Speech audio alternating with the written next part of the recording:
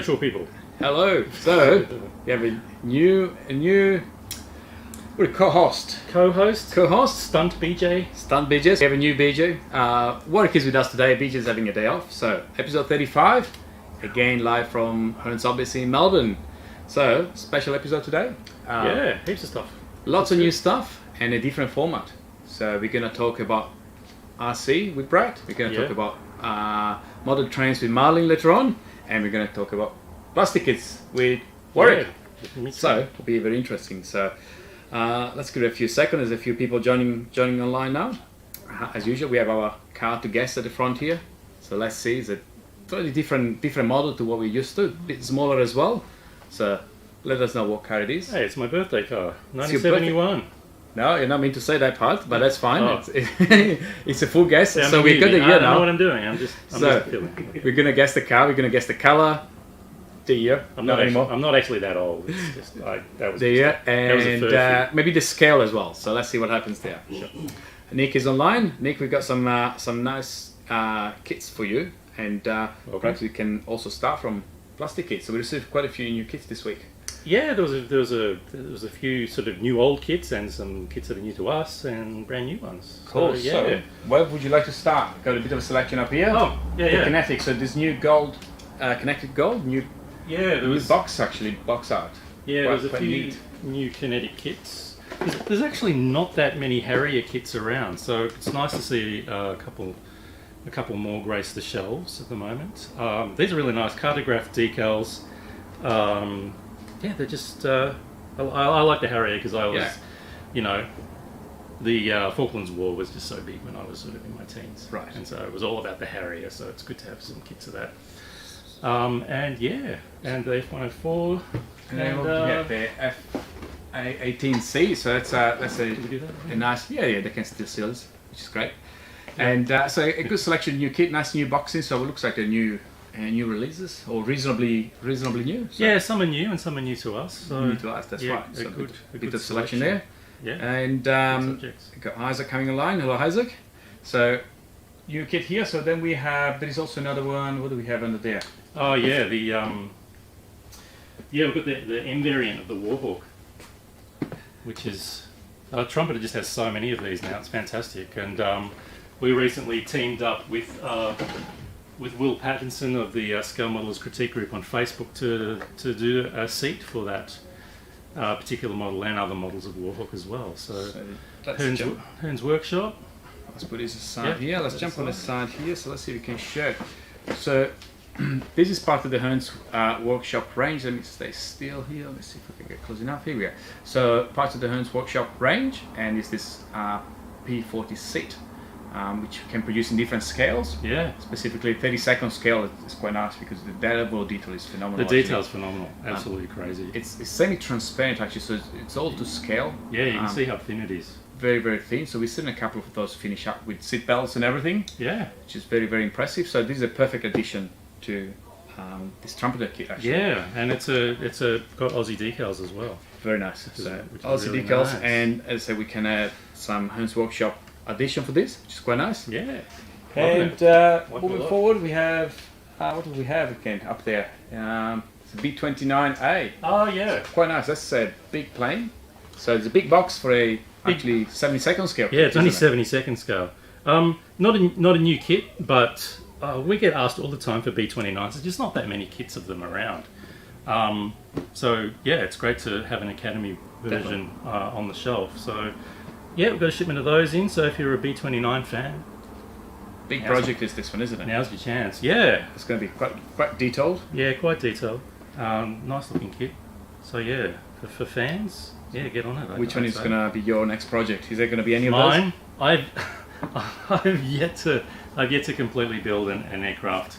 Well, I mean, apart from when I was 13, but they're on my bench in various stages of completion. I usually get burnt out after the cockpit.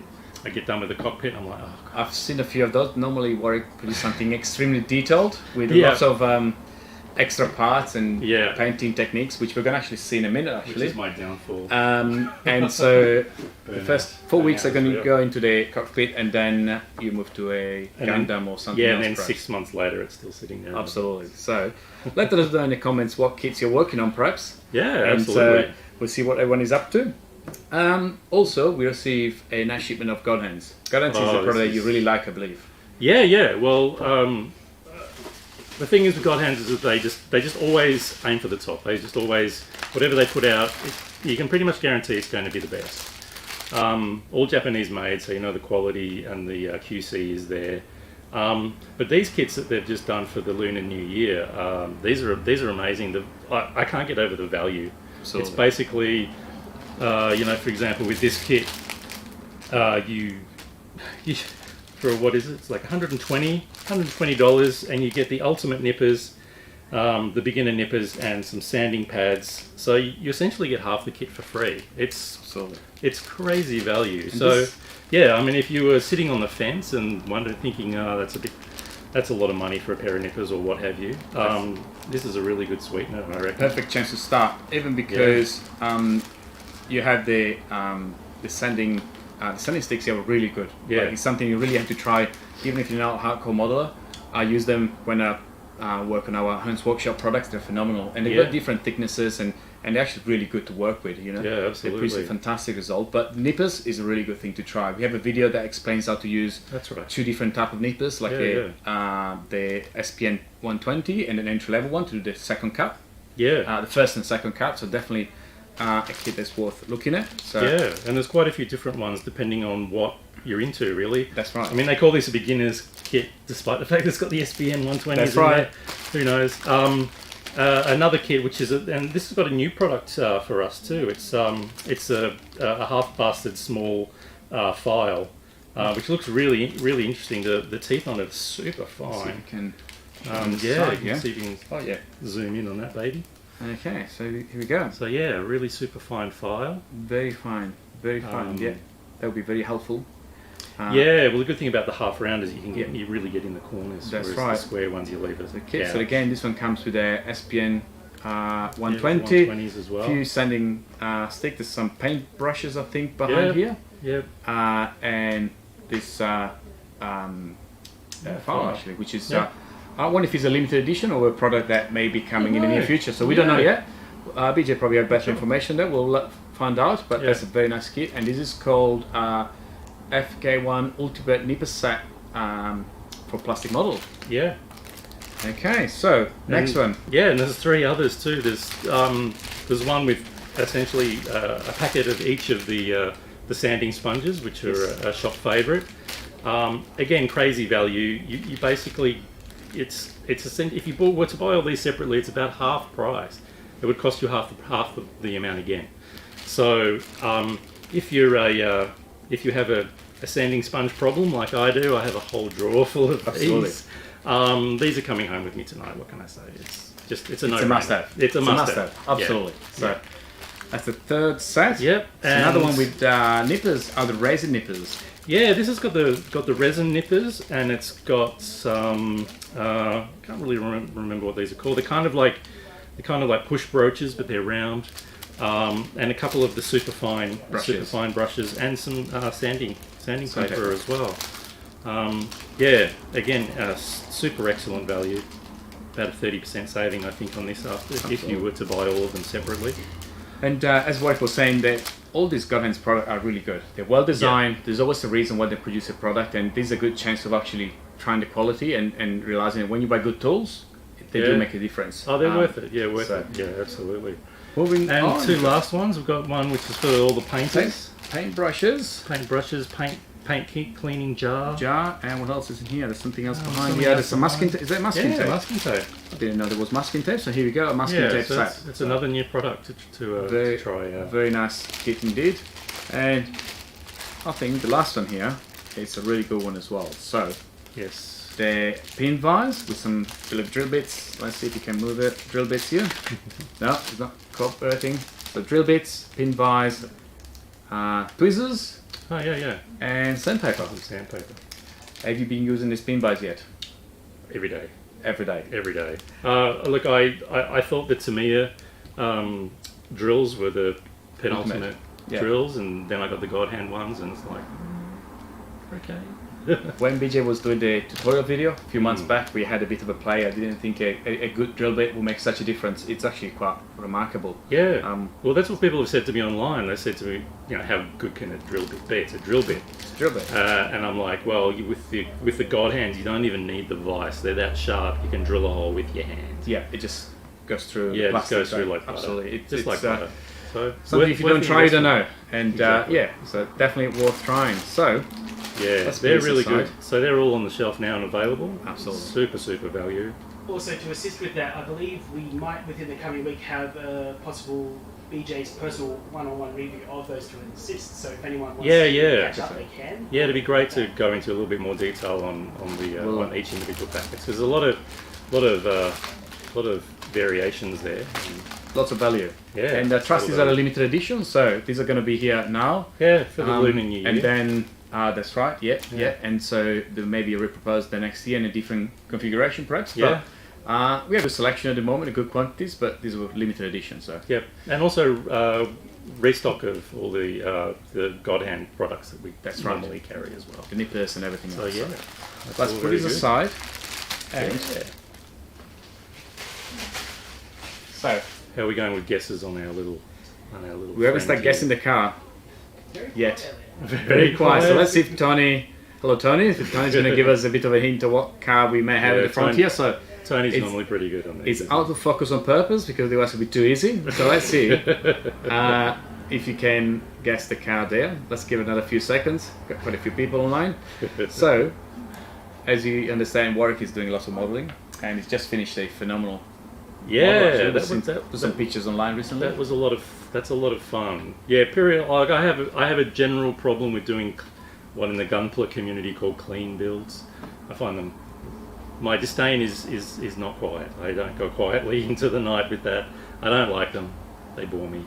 So I'm starting up a hashtag for people who like to do clean builds but like to do something interesting. Hashtag clean not boring. So if you like doing builds that are clean but not boring, make some noise about it, and I'll be the first, I guess. Cool. So bring your kit forward because this is very, very nice. I'll grab the paints. Yeah, grab the paints. So, yeah, I like weird stuff, and it doesn't get much more weird than this guy here, which is the Wodon pod. It doesn't even look like it's gunpla. Definitely. It looks like it's from something else, some weird thing. But I don't know. It really sort of inspired me to do something quite different and out of my comfort zone, and also get a chance to use the SMS color shifting paints, which I just love. They just spray on super nice, and the effect, like the way that they look on, like it's hard to take a bad photo when you use these paints because they're just so lustrous. And it's good fun. It was really good fun. The Wodon pod really sort of spoke to me in terms of it being. I found it very aquatic looking, so I really wanted to give it that kind of look, of a sort of an aquatic camouflage, I guess. So I cut some masks on my cricket and used the SMS paints, and yeah, off you go. That's what I come up with. So mostly airbrushed at this point? Yeah, almost totally airbrushed. I pick out a few little bits with enamels. Yes. Just to guess give it's a silver part here. Yeah, just it's to give it hard to see on camera. We've got some silver. A little bit of a flare. Inserts in there on top here as well. Yeah. Just painted with a brush. Just to break it up a bit. Definitely. But yeah, look, a really underrated kit. If you like something different, and it's an easy build too. No seam lines. You could bush this together in about an hour. And then from then on, it's just all paint time, good times. Just paint it however you like. Paint. Yeah, absolutely. So I really encourage people if you want to try something different. It's not an expensive kit either. Good for when you want to blow the cobwebs out and just do something quick and simple and easy. So yeah, SMS paints, Wodon pod. Definitely, it's a good combo, I reckon. Definitely, this metallic and this pearl color and color shifting are definitely. game changer, really. They're really easy to spray. I use them on Yeah, RC car body shells as well. They're super easy. And they produce an effect that is unreal. Yeah. And they spray really well as well. Yeah, you do them over, you get the best effect over a gloss black. Yes. And the shinier that base coat is, the better.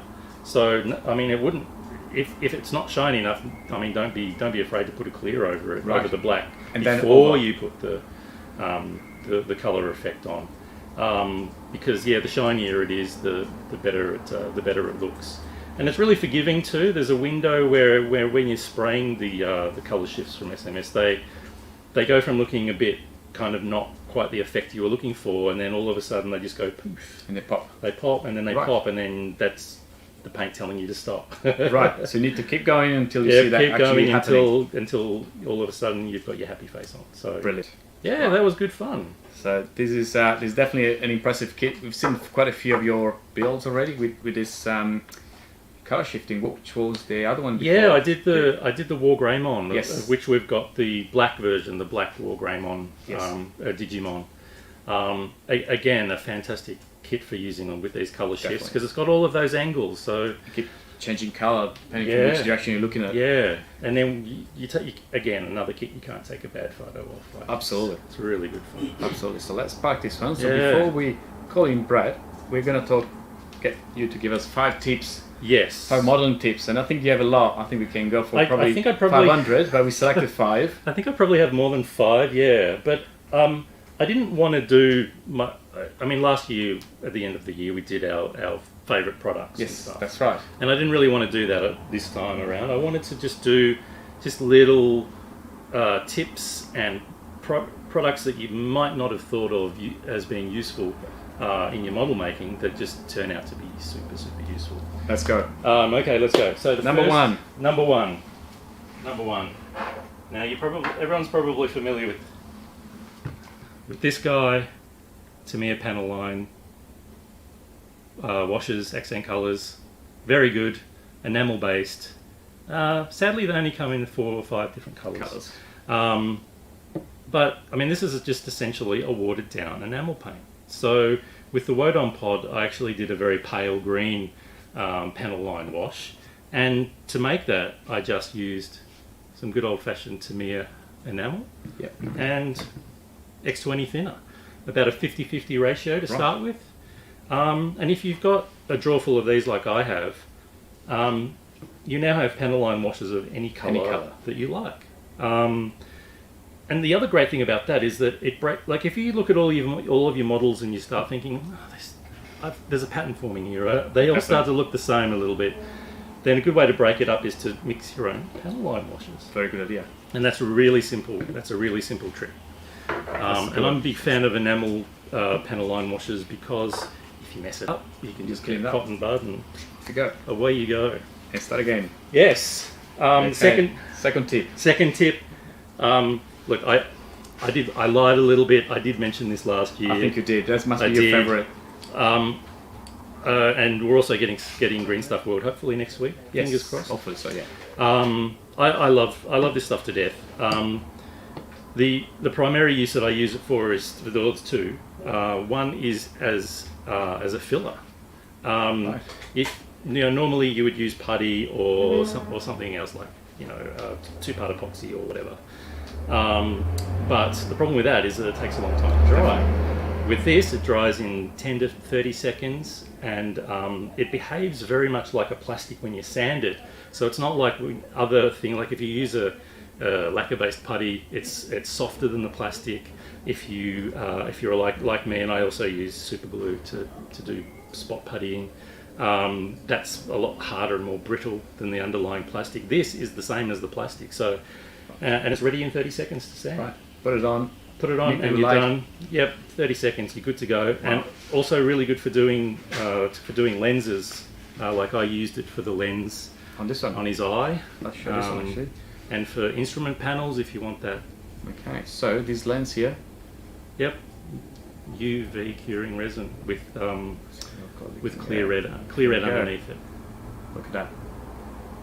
I thought it was part of the kit actually. Yeah. So it's stretch build effectively. Yeah. Here we go. It's really good. So that's another one. This other one is not not the most left field, but it's pretty damn left field. And that is my second favourite hobby shop, apart from Hearns Hobbies, of course, is Daiso. Now, if you don't know what Daiso is a Japanese $2 store, or $2.80, I think it is. But they have, so when you go in there, it's like a forest of crazy stuff that you don't know half of what it is because it's in Japanese and everything. But they have some fantastic products that I use all the time. One is just these little containers, which are just little plastic containers. I think BJ's a fan. BJ got these from Daiso as well if you're mixing paints. If you want to store paints for a longer term, the glass ones from Tamiya are much better than the plastic. But if you're just doing quick things, like this is the actual little container that I use for doing the panel lining for that. Right. You can just put it in there, mix it up, and away you go. And these little skewers, again from Daiso, I use these for weathering. Like the ends of them are good for scratching. Scratching up. But I also break them in half, and these are my paint stirrers. That's a good point. So yeah, you stir your paint, wipe it off, throw it in the bin. Throw it away. Yeah, Off you go. Really good, and it's like $2 for a lifetime supply. That's a very good suggestion, actually. So those are really good. Let's see what other people using to steer paints. That would be interesting. Yeah. There'll be all sorts of different tools, but that's definitely a good option. So yeah, well, I wonder what other people use, because there's all these. You can get electric ones. Yeah, you can get all kind of different things. So, yeah. All right. So we're number 4 now. Number 4. Okay, I'm going to save the last one because that's really the best bizarre. one for last. I'll save the best one till last. This. I think it's not the best. I thought this was the best. Oh no. Not yet. Oh no. Okay, so the best, the last is pretty phenomenal. Oh, mind blowing. I recently went on a quest to try and get the best and quickest and nicest snow effects, and I tried lots of different products. Some of which I didn't like, and I thought, well, maybe a little bit too comical or a little bit oversized or not particularly versatile. And this is the best option that I came up with. So this is just good old-fashioned light modelling paste, which you can get at hobby stores. A clear gloss of some description, but the lacquer version here, but probably think that Tamiya acrylics probably, or the GSI version's probably best.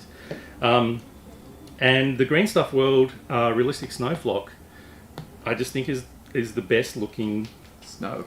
The most realistic one. The most realistic. Yeah. And it's kind of versatile because you can mix it with this to get sort of a white sort of solid snow effect. You can sprinkle it onto the gloss to get that newly melted and refrozen ice effect. And anything in between, and then use the gloss to provide like a molten snow effect, which always happens around the boundaries. So it'll be hard to see here. So yeah, struggle to focus. Let's see if you can focus there. Oh, there we go. There we go. Yeah. So snow effects.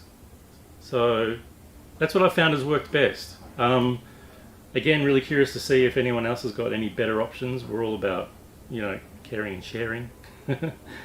So yeah, let us know in the chat or via Facebook or Insta if you've got some good recipes. And yeah, we'll give it a try. Definitely. So that's a very impressive. Actually, it's probably hard to see on camera. Not sure how well you can see, but it's actually definitely looks real. Yeah, It looks like fresh snow actually. Yeah, I was really impressed. So that's another terrain challenge ticked off. Absolutely. And now, last one. I hope I don't you're ready. know what this is going to be. Actually. I hope you're ready for this. I'm ready. This is a game changer. This is a real game changer. Let's see. This. Now,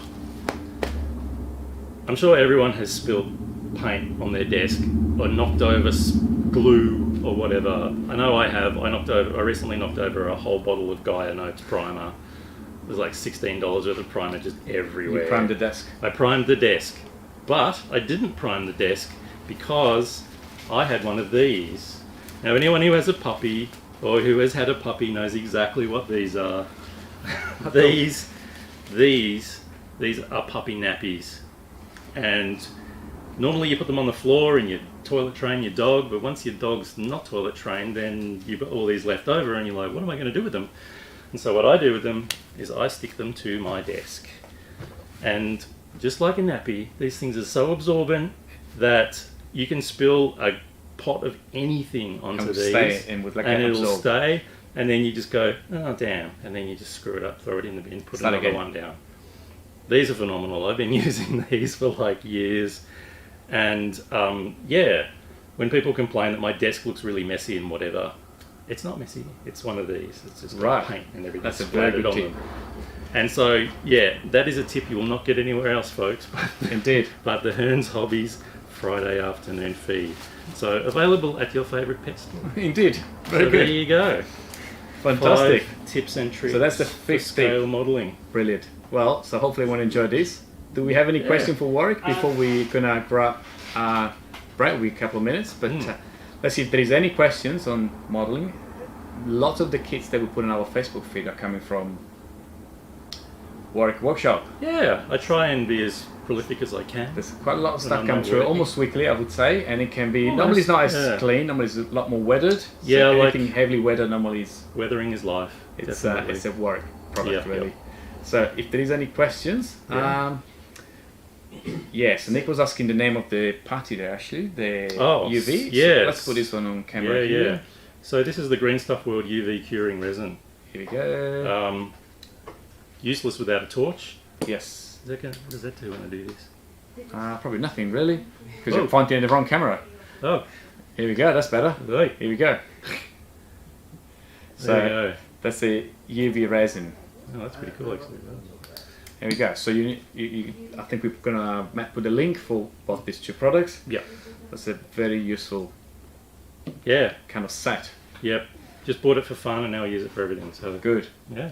And Very good. Multi-use too, I believe. You can make raindrops or make it look like it's a wet surface with Yeah, absolutely. One of the crazy things about it is that you can freeze it in time. So you can drip it, and then when you've got the effect that you like, you can stop it with the torch. Perfect. Yeah, it's Good. It's freaky fun. Very good. Yeah, yeah. Awesome. Thank you. Yes. Thank you, Warwick. So we're going to do a quick switch. Yep. And, no worries. Thanks for your attention. Thanks Definitely. for If you have any sitting through questions, my leave them on the stuff. chat, and Warwick can respond even Yeah. later on. Yeah, absolutely. And More we'll than keep happy this to. guy at the front here. He looks really good here. Yeah. Thank you. Our mascot Yeah. for today. Oh, that was good. I'll take Cool. it. Oh, Thanks. you can take the paints. No worries. All right. So See you next time. thank you, Warwick. So we're going to get Brett in a second. I can see there is a guest in the car up here. Let's see. Brett is going to come with our favorite car. Here we go. Hello, hello. So Do you want this up here? Down put here? there one there. I wonder if anyone can guess that car Hello. there. So Which car are we guessing today? that car there. I think we have a good guess up here. Orange. It definitely is orange. Is it? Indeed. I didn't give it away, did I? It didn't give it away. We've been on camera for a little bit, out of focus there. But I think we have a guess. And it's a 1971 Holden HQ 1-ton Ute. Is that a winner? Wow. I think he's a winner. According to the label, it's According to the definitely label orange. and to the badge at the front, he's definitely That's fantastic. Holden HQ 1-ton. So we're going to look at this in a little bit. So we're going to talk about RC stuff now. What stuff did you want to talk about today? So what's our first think- point? Our new deliveries. our new delivery of Yokomo. So Some drift stuff. we had received 1 out of 6 of those last November. Was it before Christmas? I think it was just before Christmas. Just before wasn't it? Christmas. And now we received the balance of the The delivery. full rainbow. So this is a drift car. So we presented this before We And- have presented it, haven't we? But now we have them available in in 3 colours. purple anodized, like this one here. Yeah. We've got the red anodized, which I believe, yep, is this one here. And then we've got the plain old fast black one. Absolutely. Very much so. So So there's a couldn't very get our limited hands edition. on any. Yeah. Now we've got our hands on lots of them, and they're a few, fantastic yeah. thing. They're I'm very looking- nice, very limited edition.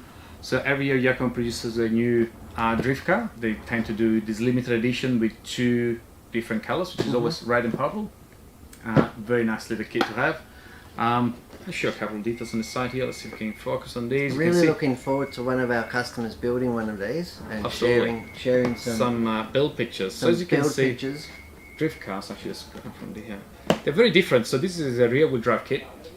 Rear wheel So we've drive got kit. rear wheel drive, so designed for drifting and And and the common stunts run. accessory now, isn't it, is gyros. Absolutely. So they put a gyros in there, which was obviously initially developed to use in RC helicopters to Definitely. keep them stable.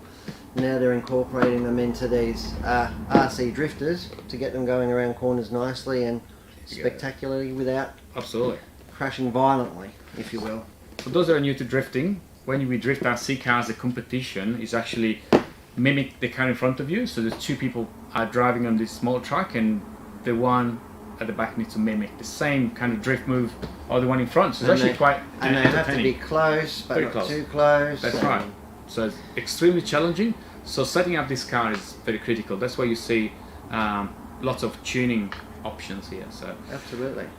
Absolutely. Looking forward to really, I bet it's beautiful in the skin. I bet it's a beautiful build. Absolutely. Great construction. absolutely. So Typical Japanese Yokomo product. Tony, as suggested here, was the lucky one that picked up that red. I think it was red, Tony, that you got in November. You were the only lucky person to get one of those in the country. Well, let's hope he shares some pictures with us. of the Absolutely. build. So he said they went together very well. So let's see if we can get some photos actually. So meanwhile, we have Martin coming online.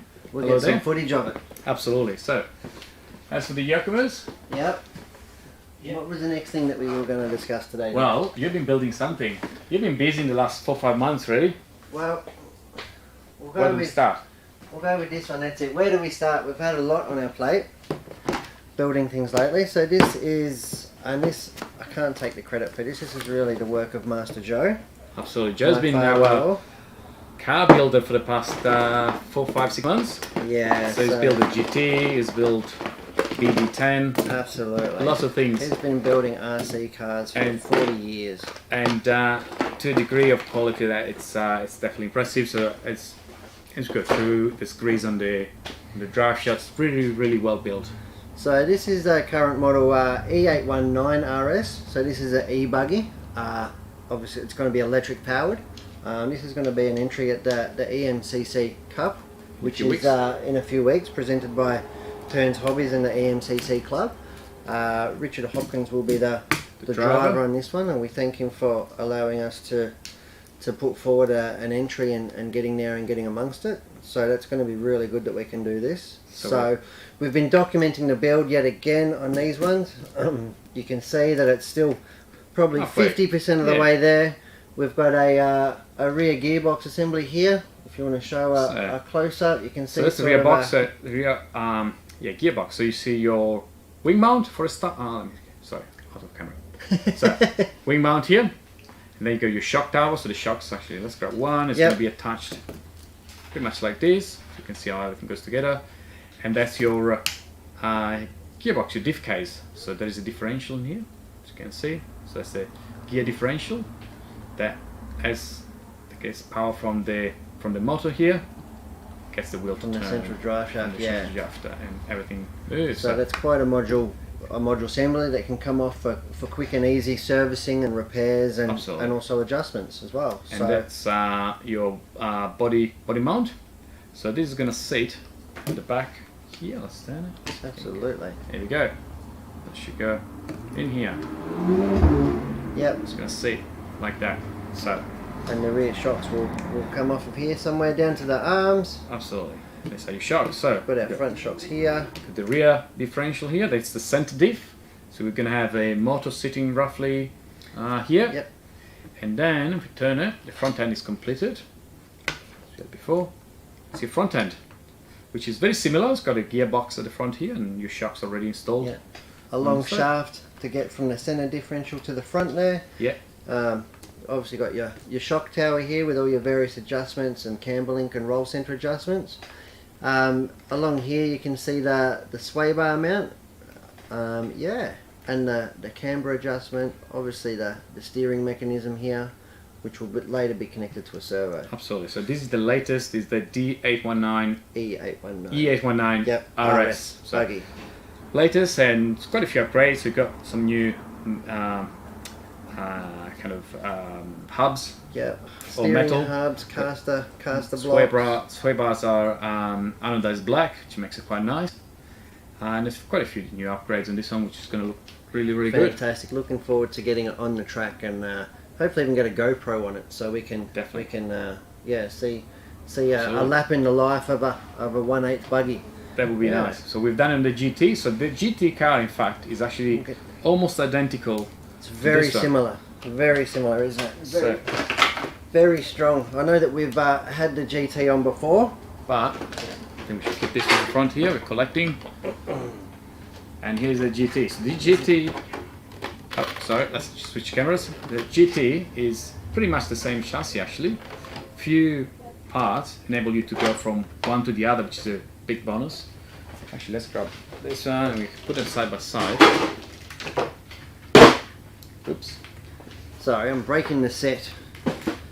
Here we go. So here we have the let's see if buggy. you can put them side by side like this. As you can see, they are virtually identical. So we've got, what do we need to change to convert one from the other? Yeah, essentially it's really your shock towers. They're a lot lower on the GT. Yeah. And the body mounts and the shock absorbers themselves. That's the main fundamental change between the two cars. Right. The rest of the 95% of the DNA and construction of the car is the same as each other, which makes it great for spares and great for a universal platform of having fun with your RC gear. So as the new Velodrome event is coming up, if you have a buggy, you can turn into a GT for the Velodrome. Absolutely. And if you have a GT, you can turn into a buggy to race at EMCC in a couple of weeks' time. So that's right. That's very right. versatile, and it's really good fun to drive. They're quite resilient, really easy to set up. So they get a lot of bang for your buck too. Absolutely. They're very Definitely. cost effective compared to 10 scale as well. Definitely. You know, they don't cost a whole lot more money to get going and on the track compared to a 10 scale racer. Absolutely. And tires are lasting a little longer too in general. So yeah. less sensitive to tire. You know, you can use a set of tire for quite a bit. And I guess if you're a good driver, you should be good to go around pretty well with one of those cars at EMCC. That's right. Yeah, so that's the 8 scale / GT that we've been working on building. So and this was a video during the week. I think we posted a video of this going around Baronia. That's right. The week prior. That's right. Which was a great little clip that was put together by Nick and really demonstrates us how well even this can get around the track. In a smaller track still, it performs really well. It's really easy to drive. Good fun class. So hopefully we're going to see a few more popping around. So if you're keen to drive one of those, get in contact and we can help you out to get started on that. Fantastic. So the next topic, do we have questions here? Meanwhile, I think Warwick is addressing most of them. Warwick is addressing most of them, is he? He's definitely generated some interest with his modelling skills there. No, that's really good. That was really exciting. Tony did confirm that yes, it was the red. The red. One. Okay. The red one. So Tony, let's see if you can send us through some photos. That would be really good, actually. But he has an amazing looking body show on there, Tony. I think so. Hey. I think so. So next topic is Futaba servos. So Futaba servos and radius. So we're gonna. Now these are a new line to us here at Hearns, aren't they? I don't know if we've had these before. We talked about the 7PX last week. In fact, we did. I officially switched from my Sunwell to the 7PX. So we are officially all Futaba. You've been Futaba for a long time. You've been trying to convince me for a good part of the last 6 months, and eventually it happened. So got himself a beautiful 7PXR radio set. So we got a Futaba radio here, which has been very good. We've done quite a few videos on these, but we receive also the servo to go with this radio. So the HPS CV700 and the CT700. Okay, so these are the top of the range of the Futaba servo for buggy and touring car. Buggy and touring car, that's right. And you were talking about like a buggy servo with the capabilities of like 50 kilos. 50 kg. Yeah, I think it's rated at 49 kgs of torque, which is crazy. Crazy. At 0.075 second transition rate. We're going to talk about speed and adjustment in a minute, but one of the main benefits of these servos is the power consumption, specifically in buggy. When you have a long final, which can be up to 60 minutes, you need to be able to have enough battery to complete the final. So these are using about 50% from what I read of less power compared to a traditional servo, even an older Futaba. And so if you have a long final, this servo will be very much beneficial because it's going to go a lot longer and still will have 50 kg of torque. Yeah, absolutely. Which is crazy. And the beauty about these servos and the SR rated servos is that they're completely tunable with and you can really utilize all aspects of your new digital radio. Correct. So whereas for electric motors we might use you know, brushless motors with program boxes. For this one too is a brushless motor, but the program box is actually the transmitter. So you can program the servo to do different things or do things a little bit differently. Definitely. In its speed, power, torque sort of adjustments through the radio. So, and that's very unique to Futaba. And it really is a bit of a game changer for those who are really interested in getting the absolute performance out of their servos and radio gears. In the past, we used to tune the servo pretty much through the radio by changing exponentials and to try to slow them down or speed them up by changing the curve of the response effectively. But now you can actually change what the servo does. Yeah. So it's effectively like a computer-controlled servo. It's got its own little computer in there, its own little memory chip that you can write and rewrite by plugging it in and programming it to your transmitter. And I think we're actually going to show some of the operations of that. I think we're going to attempt, for the first time ever, try and do... It's more of a tutorial in the fact that we're learning as we go too. Yeah, we're pretty much learning. We heard about this feature and we're going to learn. So that's your Futaba 7PX, so that's how you turn it on. You got your power button and that's... There we go. And we haven't had the joy of actually putting one of these in the car yet, in action. Not yet, because but there I are can just see a couple it of days ago. happening in the very near future. 100%. So, this is your comms port, so-called, and once you open this one, just a little bit temperamental. So You hold the radio, here we go. So, you can see in here there is a little plug, typical of a servo. So we're going to plug this in. This, okay, so we are in. So servo's in. So, at this point, you go through menu, and this is the complicated bit. Let me see if I remember. System menu. That wasn't system menu. Linkage.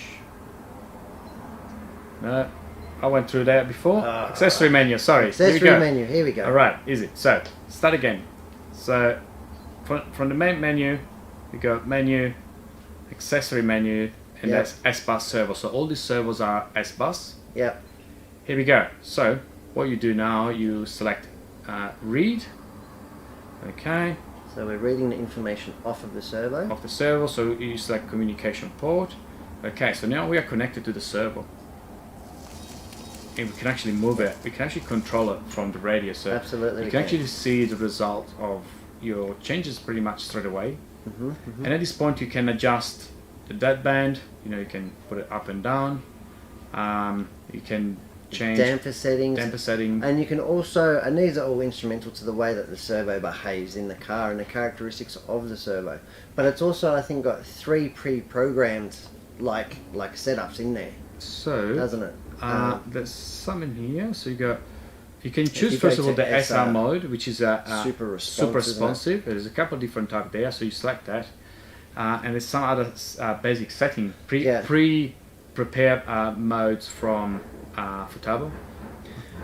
But it really is getting the most out of your top end radio and your top end servos in the fact that you can marry them together like this and program it in such a way, you know, before you put it into your car.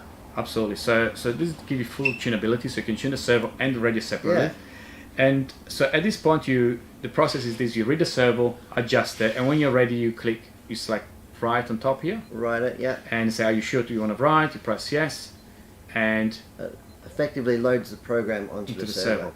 So now, I think in this way they can have the same sort of gearing and the same servo construction. Correct. But you can have the same model number doing 2 duties. So you can have it on steering, where you might want it to operate really fast and really accurately, and you might want it to work on the throttle or the brake servo, where you want it to operate maybe a little bit slower, but you might want it to effectively have more force and torque applied to it. Definitely. So, and if you want to go back to factory setting, it's actually all saved in here. You click reset.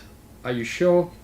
And put it back to default. And it's brand new as it was in the box. So this system is really well designed to try things. And if you're now happy with the result and you're unsure of where you start, where you finished, you just reset it. You're back to factory default. Which is great. That said, these receivers will, these servos will also work with other radio gears and stuff, but you just won't have the tunabilities and the capabilities that you can have when you marry it to like a 7PXR. That's it. So this is a Futaba range of servos, which is great if you're racing buggy or touring car. There's the option there, so we disconnect everything now.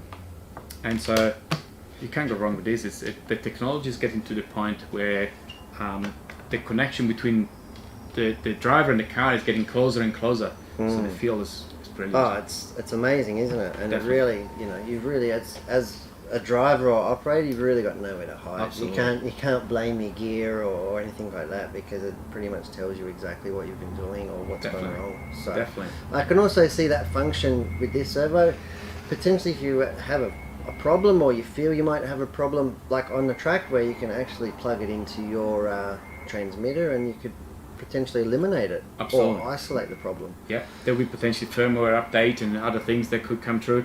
So that's opening a completely different way of tuning your servos. So we start doing that with speed controllers. That's right. And now we move into servos and all that really. So and I think the pricing is quite competitive too. Definitely. To So- the MKS and the highest Yeah. range, I really think that they're in there with a good shot. definitely. And So these are Futaba being- $230 servos, which is within range to And MKS Futaba and being a AS servos. Japanese product, they really do make good stuff, and Absolutely. they have done so since I think the inception of radio controlled vehicles back in the 70s or 80s. I'm Definitely. sure that Futaba was one of the first, you know, and probably the biggest powerhouse in the transmitter or the electronics part of it even back then. So Definitely. it's really good to see them still going strong and innovating new products and ways that we can use them. Very, very good. Do we have questions, Matt? Yes, there you go. Got BJ online for a start. BJ. BJ. And Andrew. And And Andrew too. and Andy as well. So last Ah. week we spoke. Andy was here with us. Actually, we spoke about his 3D car. Oh, that actually, was so Matt fantastic, pop a wasn't link it? to his website on the chat, so everyone can see what Andy's up to, which is a very remarkable project. It was fantastic to see his car. It was such a work of art in the skin, Absolutely. isn't it? Even Phenomenal. on camera, I'm sure it doesn't do it justice. If you're ever Absolutely. out at the track or whatever, make sure you can get close to one and have a good look. They're really well. I've heard that we're going to have one in the shop eventually. Yeah. For everyone to see. Yeah.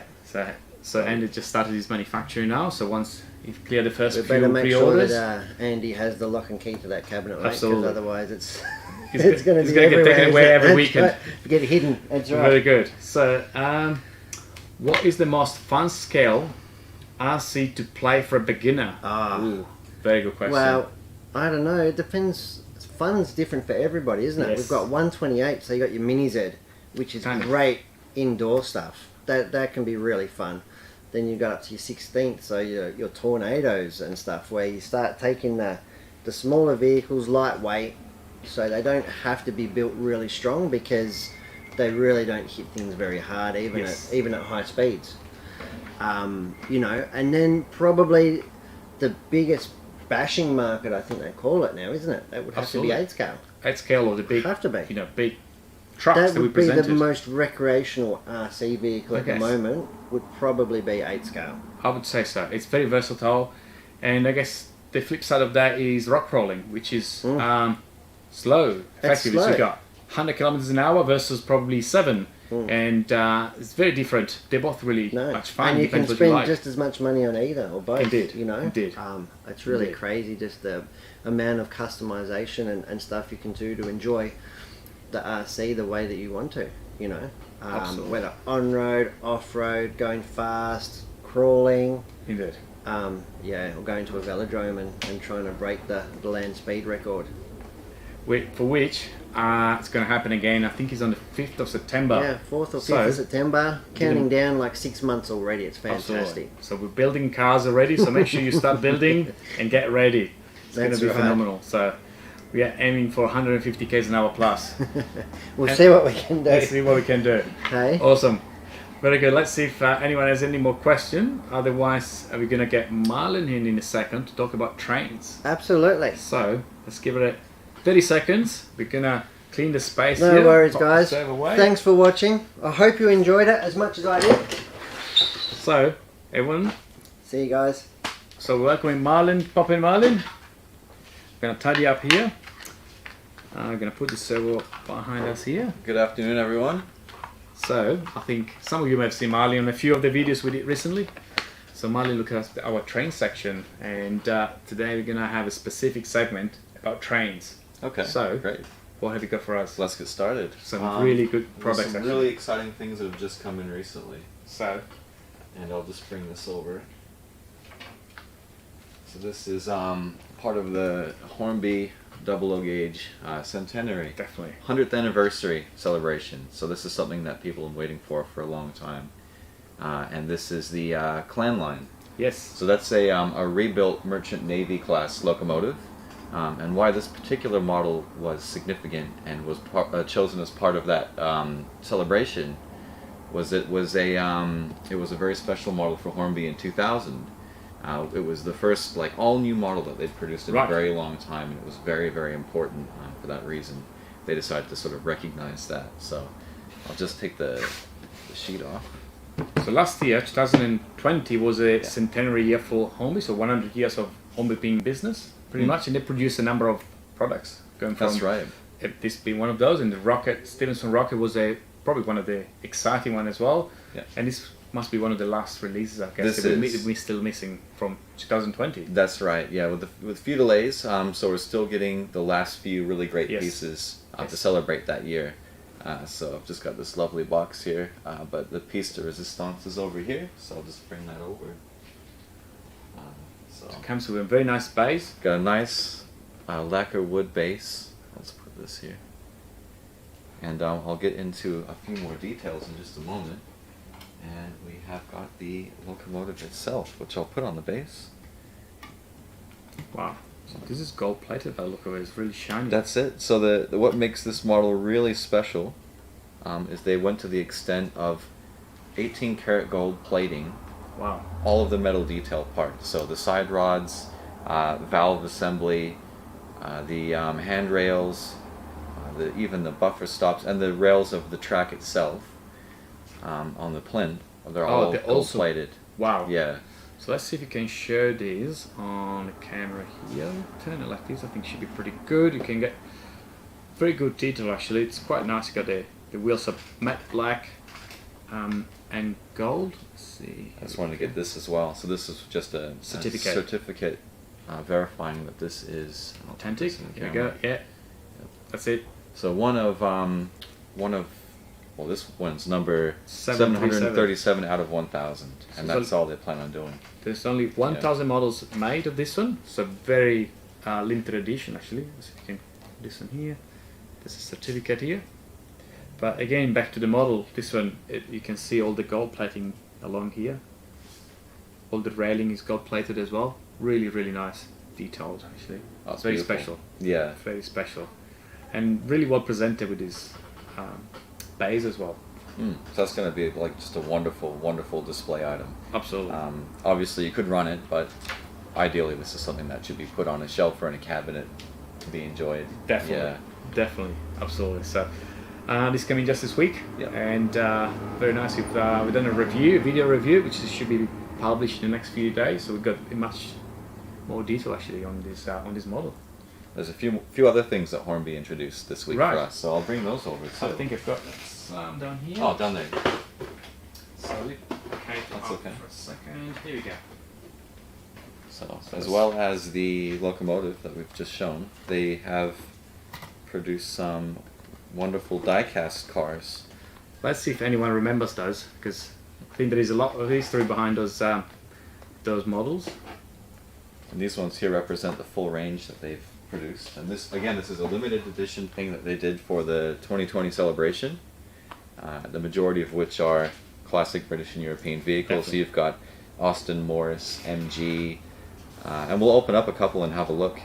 But they've done a nice retro packaging, kind of like how the old Matchbox cars used to be in the actual box. And we'll just have a look inside, see what the Volkswagen T1 van is like. In the meantime, while you guys are opening Yes. them up, these are die-cast metal or are these resin? Die-cast. Die-cast metal. Yeah, proper heavy. There is actually a really good weight on those. So they've wrapped them up in tissue paper, very nice. Let me jump aside here so we can actually show the unboxing. I love that paper too, that crinkly stuff. Yeah. Definitely. Okay, Here we go. there we are. It's a little Volkswagen van. That's really well detailed, actually. Yeah, so this is double O gauge as well, so this complements all of Hornby's trains perfectly. I'll open up another one. I thought this other one that I'm going to show It'll be very is interesting, that very one, yeah. interesting too. And it's got Hornby Double O on the side. So the story behind Double O was that was an old brand of Hornby's. So yeah, Double O just meaning double O like the scale. Yeah.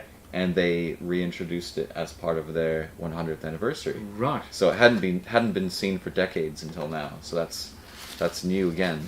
So if you have an original of this, will be very much a collectible, actually. Oh yes. So we'll see if anyone has any of those. I could send through some photos. We can publish them. We'll be very very nostalgic, actually. We could actually do a comparison between the old and the new one. Yeah, we could. There'd be a lot of things similar and a lot of things updated. But, Absolutely. And then I'll show this one very quickly. This is So a just jump on this side. Scammel mechanical horse fan trailer. So effectively, it's really a Here we go. That's good. Yeah. yeah, it's a 3-wheeled truck. Wow, that's Three-wheel interesting. trailer truck. So that's very interesting with Hornby trains on the side. And I took it out of the box and we'll just unwrap the paper.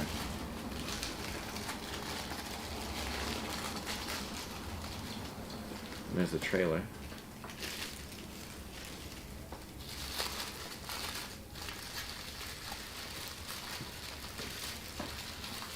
So there's the trailer into here. And the truck itself. Aha. Right, let's That's pretty good. right. So there we go. So yeah, nice gold printing on the side of on the trailer, and then the truck itself with its strange wheel arrangement, which I guess At the would have front. helped it get around really tight urban curves. At low speed. Yeah, low speed, not at high speed. That would be bad. And then yeah, there's the two items together. Here we go. Bring that Brilliant. in focus.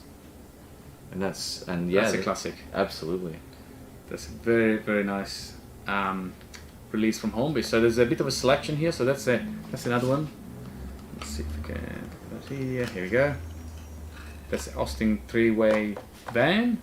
Yeah, What and else- what else that do we have has there? like some advertising for like a holiday company, like a travel agency. Ah yes.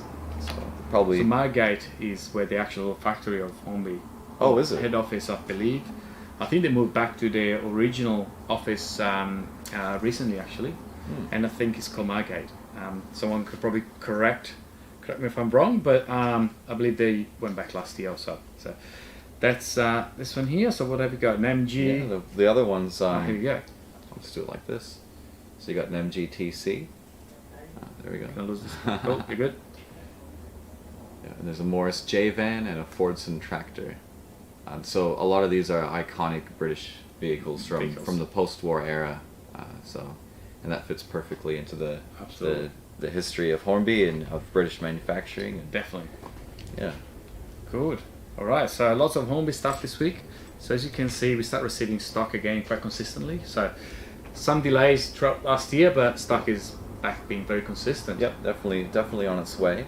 Very good. Do you want to look at a few more things? Absolutely. Great. Let's keep them coming. Perfect. I So, will do you wanna put probably this very, away? very, very carefully put this to the side. Definitely. Just want to move that box. I'll just put it on the Front. Very good. Thank you very much. So And there's these- lock cars set somewhere. These Can't guys see it are- anymore. I was going to show we received these new lock cars the other day. Oh, did we? I think we moved it somewhere else. We That's lost okay. it. Anyway, let's Not- carry on with not trains. not in visual, not No, in it's visual visual. range, but I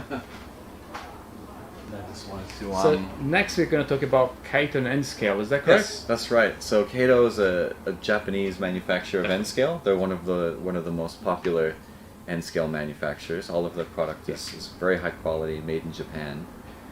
And I was just going to quickly demonstrate the CV1. This is a small track set Ah, with very small radius turns. So this is a really good way for somebody to get started with a Absolutely. very, very small layout that they could have on like a desk or a coffee table. And then we'll open this up actually and have a look. So I love Kato Unitrack because it goes together very easily. The road bed is attached to the track, so and then the road bed snaps apart, and goes back together very easily, just like that. Very satisfying. That's brilliant. And yeah, it's great. So you can very It's really quickly. realistic. So let's build this layout. We'll build it very quickly because it doesn't take much time at all to do this. Look at this.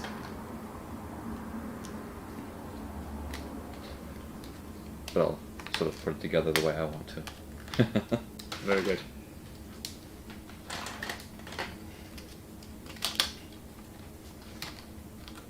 It's got a lot of grip on this mat. Yeah, this mat is quite grippy. It's sometimes it's very hard to move products around. Actually, there is a lot of track in this little box. Yeah, well, we weren't even going to use all of it. We're just going to use just enough to fit Go it around. onto this. I didn't realize. Wow. Yeah, so this is a full oval set. This is a basic starter Yeah. train set. And then that completes the oval section. And then this is where you plug your power into, Ah, perfect. which they kindly give you a cord to do that.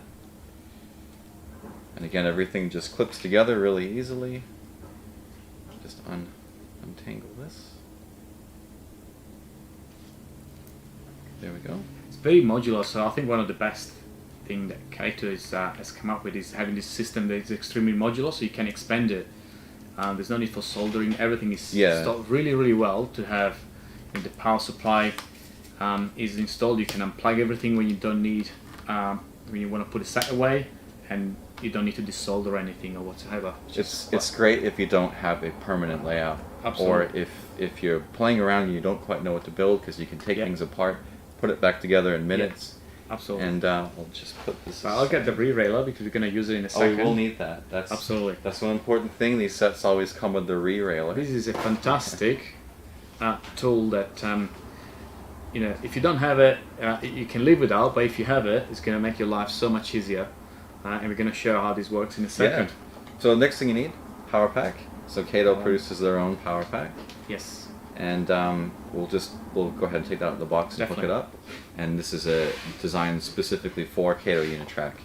So again, it's just a very simple plug and play operation. I'll give a question to you guys. Yes. While we wait for others to come through.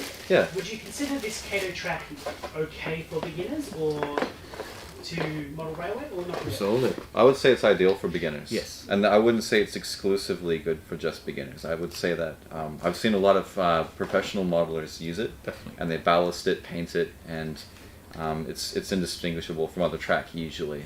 Yeah. But it's definitely ideal for a beginner or somebody who doesn't particularly like soldering or doesn't have a permanent And space. the Kato ecosystem where you start building trams and cities is quite phenomenal and goes really well with this. So if you have, they have a road system as well, I think, where you can have buses and trams to go around it. So it's all designed to interact with a system buildings. They got the very nice Japanese-looking building, kind of tall buildings. It works really well when you. Very modular. Very modular. You're right. Yeah, they do. It's a unit tram. They call it. It's a tram system. It uses very tight turns like this. Yes. And then it has spaces for buildings. That's right. Very Japanese style architecture. Definitely. That you can build up a city from So what they've beautiful. produced. It's beautiful. So that's the controller here. So let's jump on the side again. It's that camera. Here we go. so backwards, forwards, throttle. That looks like very much a train controller. Very much, very much. They're all very similar. I quite like these ones though. And then the power just plugs straight into the back. And I might put that over where you are. Yeah. You might have to drive I'll today. be driving the train And today. if you want to plug And that let me plug this into one the here. back. So I'll. So this one goes just in the back. here. And then let me get some power here. Here we go. All right. So in a second we'll be able to get this train driving, but I think we're going to get this to drive first. Oh, you know what? That's a great idea. So we presented these last week, We did. and it's the first of our Hearns WorkShop trams actually. It's a W class, and there'll be a few more coming, isn't it? I That's think right. we are starting the design of a couple of other trams as well. So show how the rear railer works with with this. So yeah, with the little W class, it's got the comical proportions. Yes. Very cute. So the rear railer basically is a ramp that, because these wheels are so small, and the flanges on the wheels are so small, it's nice to have a tool that will allow you to glide that right onto the track like that. Oh, I think you're moving. There you go. Here we go. And up we go. It's actually It's going pretty fast. oh wow. There is a lot of speed. Oops. Here we go. It's a bit top heavy, that one. Yeah. So we top speed at 3/4. At 3/4 really. Yeah. So this is our little tram. So this is actually based on a Kato truck, Kato chassis. That's right. Yeah. Yeah. So Kato produces a wide range of like small little chassis with an engine and wheels, and they're very common for people adapting different bodies and things to them for scratch building. Definitely. And this was our wonderful little creation that we've done with that. First one of many to come. But you had something else to show us. Yeah, I do. And these are locomotives that do use chassis similar to the one underneath that tram. Right. They're little pocket sets, they call them. And I'll just put them right here so we can see. These are just a few examples. They're usually based around like Japanese or British designs. And they're just a wonderful little way to get a full train, you get a locomotive and some carriages. And they work perfectly for a set like this because they're small and they get around really sharp little turns. So you've got like a diesel freight locomotive with like a couple goods wagons, and then you have like a smaller steam locomotive with some passenger carriages. And I've opened one up. We can put it straight on the track. Absolutely. And let's see what speed we can achieve. We'll put this to good use again. I think we put the speed down. Let me turn the speed down first. Okay, we're good. So yeah, the first thing is the little tiny locomotive. Yeah, there we go. So very small.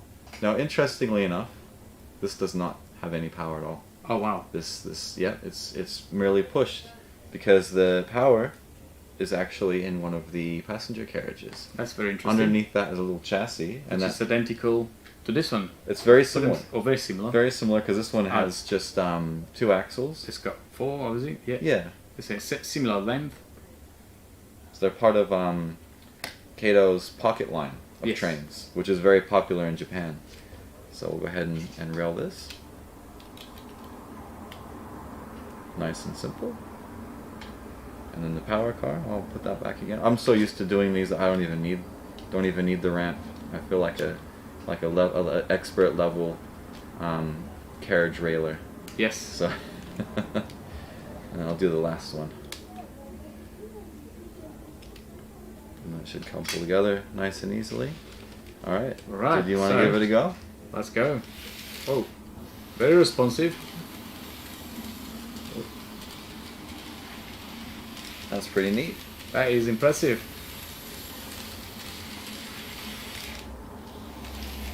People get thrown from their seats. Yes. With driving definitely. like that. So let's see if you can show the controller in operation. Let me go here. So. Oh, you lost lost something here. Oh, hang on. We'll stop. For too just a quick. sec. Okay, so I'm gonna put this. Let me see if you can put it here so everyone can see. I'll hold it up here. There you go. Here Should we go. be good. So we got forward. So we're going forward, and then you slowly over this one, and off you go. Then when you want to stop like this. You can change direction, and slowly you then it's back again.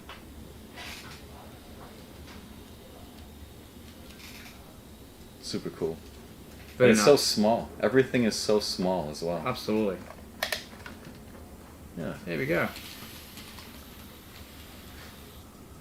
So that's practically just all fits on this Such a little small tray. space. Yeah. Very, very small space. So, and this is a very nice Kato kind of rundown. Yeah.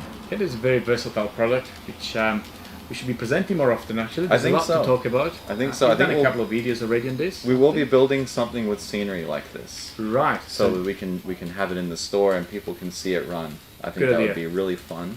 Definitely. And for people who feel like they don't have the space at home to build something like this, this Big. demonstrates that you certainly can. Definitely. And obviously in this one you can put narrow gauge as well. You could. So you can almost put an HO train on a 009 chassis. That's right. And you can use larger scale buildings, so you can have a very compact layout in such a tiny space. So yeah, a lot of fun. I really love this Absolutely. stuff. I agree. Very good. So I think we're coming to the end. We've done like a very long live today, actually, over an hour. Yep. And we still have quite a few people. So thank you for those that actually stay with us today. Different format. I think it was very, very good, actually. And let's see if you have any questions before we finish up. I've got something for you guys. I believe Sure. we might be in the works of possibly setting up our competitions again soon. A Maybe. very good suggestion, actually. So we're going to start competitions again, modeling competitions. So we will probably announce something from next week. So if you have any suggestion, just make sure you drop us a message. As we like to start deciding again what to do. It's going to be aircraft, it's going to be cars, Gundams. We don't know. So let us know what you think. As for the competition, it'll be similar format to what we ran last year. End of last year, so we'll resume the fun. Very good. So thank you, Nick, for joining us. So everyone, so have a good Thanks a lot, weekend, guys. We will see you next Friday at the same time, hopefully in the same place. And we should have BJ back as well. And make sure you follow us through the week on social media. Just drop us some comments on what you'd like to see, so we can help us to produce this kind of little shows here. Okay, have a good weekend. See ya. Thank you for coming. Bye bye.